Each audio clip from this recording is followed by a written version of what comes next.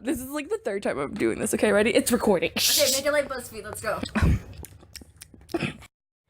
Hey there, kite enthusiasts. If you're here watching this video, that means you want to learn the physics of flying a kite. There are 3 things you should know when flying a kite. The first one is liftoff. Second, stability and remaining in the air. And third, landing. Which should be easy, right? Let's get started. Liftoff is the most important part of the whole kite experience. The size of the lift force depends on a lot of factors, with the most important factor being the velocity of the air going by the kite. It does not matter whether the air blows over the kite or if the kite is being pulled through the air. The important factor for generating lift is the relative velocity between the air and the kite.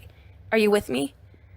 The velocity is created from the pressure increase on the face of the kite and the decrease of pressure on the back of the kite. The increased velocity increases the lift, which causes the kite to climb. You can fly a kite in most types of weather, but it is much easier to fly the kite when there is some wind.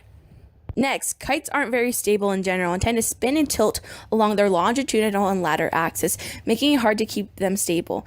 A way to fix this is to create a vertical surface that can split the airstream into 2 streams that create equal pressure under the kite. The forces and torques all need to be in balance and equal for the kite to be able to fly without spinning out of control. There's a really big and fancy word called aerodynamics. Basically what it means is that there are many factors that come into play, such as lift and drag, when we look at how gases affect flying objects. It doesn't matter the size or the mass of the kite, the forces act the same on it.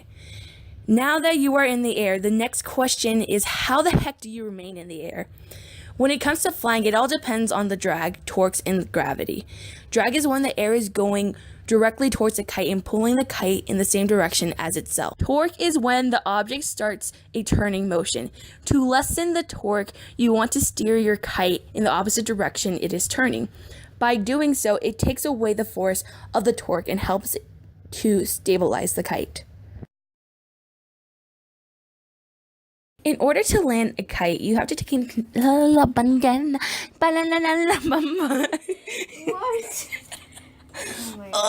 In order to land a kite, you have to take into consideration all 3 of Newton's laws of motion. We have to remember that an object in motion stays in motion, that mass and acceleration are connected, and that for every action there's another reaction. To land a kite, you need to move with it to help cushion its landing. What should be focused on is impulse, momentum, force, and time when landing.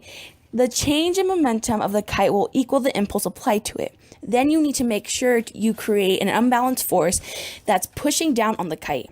You have to be prepared and remember that if you turn or twist the kite, it will crash and you would have just wasted your money. So don't do that. What are we doing?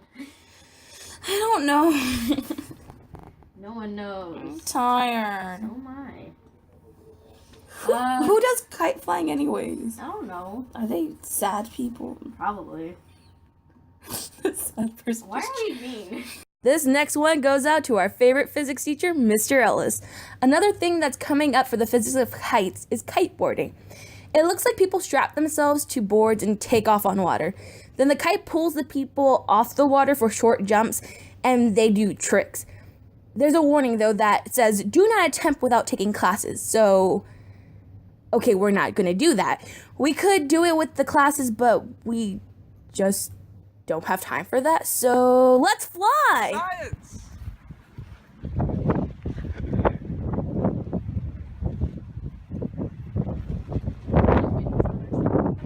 I mean, I got footage of it flying.